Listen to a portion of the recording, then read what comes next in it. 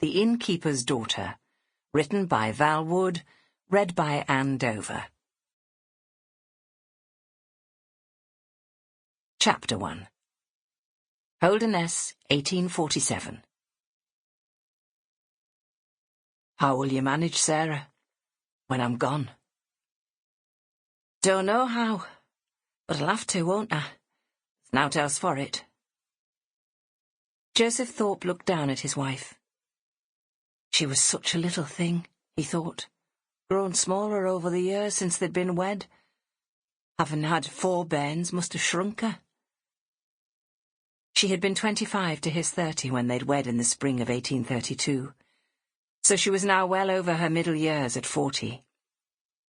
They had married in a rush, and Joe, named after him, was born yelling and screeching a few months later. Then, just over a year later, came fair-haired William, named after his father's uncle, and 13 months on, Bella arrived, with hair the colour of coal, just like her father's, and not named after anybody, but only because Sarah said she liked the name. 2 years later, she gave birth to Nell, named after Sarah's mother, Eleanor. She had miscarried 2 more children, and then there were no more. Which was as well, he thought now, but it'll be hard for the lass bringing up the bairns on her own. Will I be able to keep hostelry, do you think? Sarah asked him, not looking at him, but keeping her head lowered. Joe and William are old enough to help me, and so is Bella. She was always practical, he thought. He knew she would keep her misery to herself. She wouldn't want sympathy from anybody. He wanted to ask if she'd miss him, but he also knew that a wrong word might open the floodgates.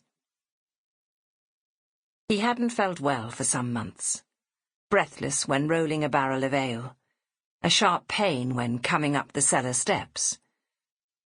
When he had keeled over as he helped the drayman unload the barrels from the wagon and heave them down into the cellar, Sarah had asked the doctor to call.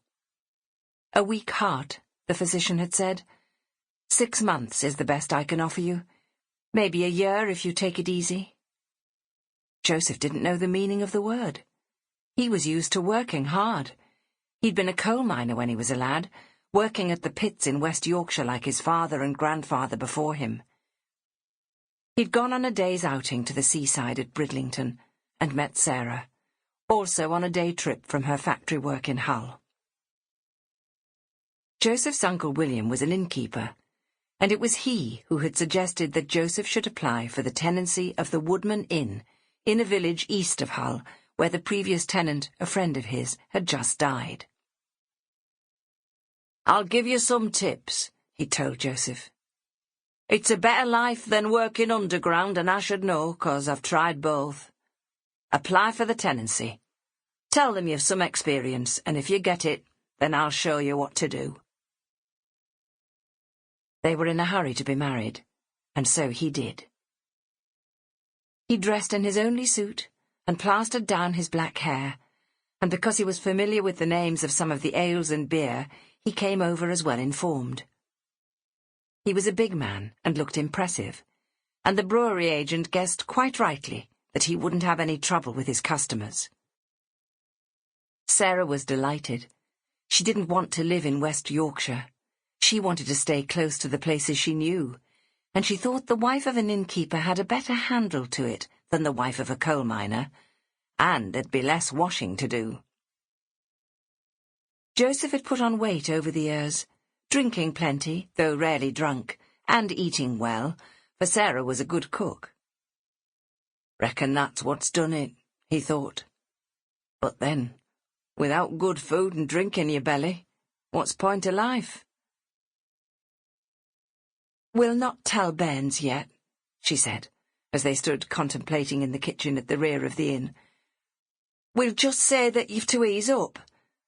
Joe'll have to pull his weight a bit more than he does." "I will," Joseph agreed. "He knows what to do, but getting him to do it is a different matter." Joseph worried over his eldest son. He was not as affable or as genial as he might be, essential if he was to be an innkeeper. Sample complete. Ready to continue?